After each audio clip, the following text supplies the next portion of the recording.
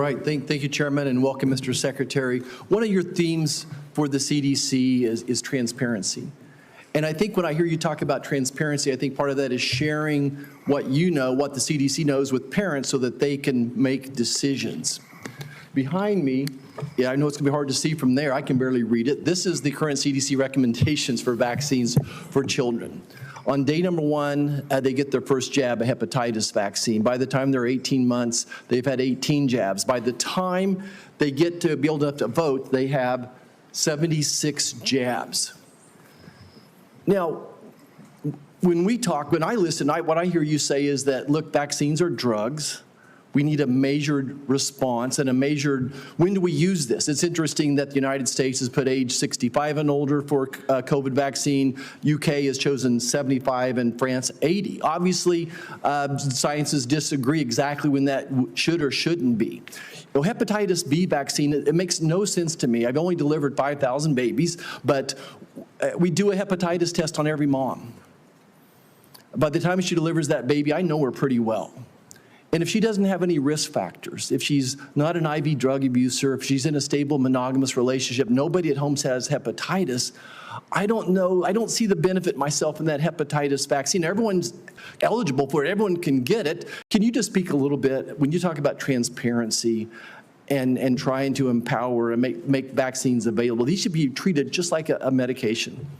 Yeah, I mean, I say I'm not anti-vaccine. Saying I'm anti-vaccine is like saying I'm anti-medicine. Well, I'm pro-medicine, but I understand some medicines harm people. Some of them have risks. Some of them have benefits that outweigh those risks for certain populations, and the same is true with vaccines. And we don't understand the risk profile because vaccines are the only medical intervention, medical device, or pharmaceutical drug that are exempt from pre-licensing safety studies.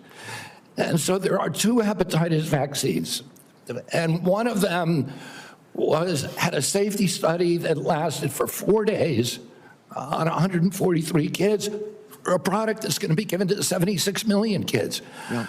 The risk profile prior to the introduction of the vaccine, the risk of a baby dying from hepatitis B was 1 in 7 million.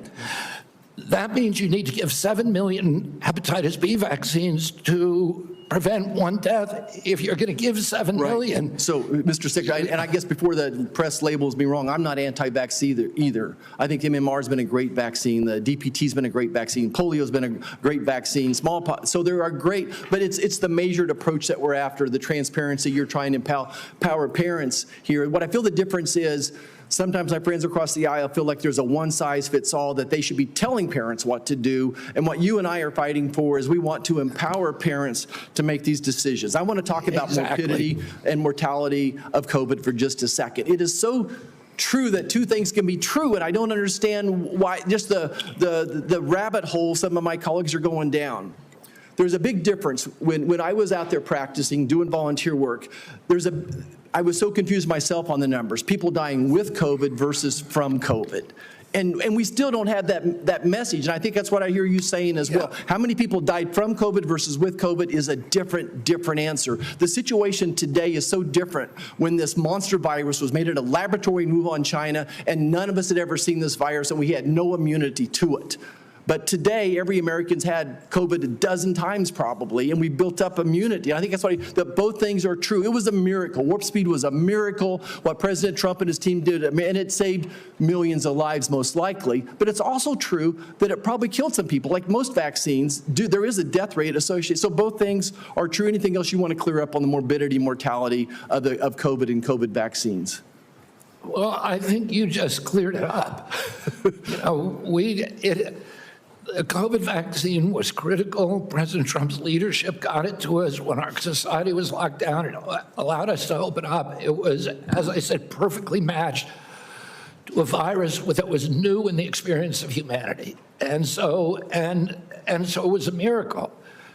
Right now, we're dealing with completely different circumstances, where the virus has mutated, where it's much less dangerous, where there's a lot of natural immunity and herd immunity.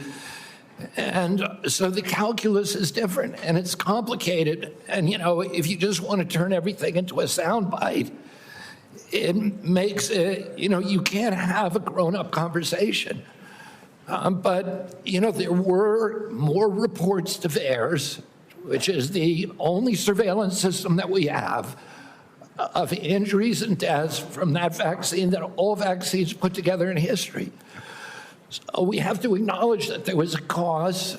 We acknowledge that there was a benefit. We can't quantify either one because of the data chaos at CDC. And that's all I'm saying.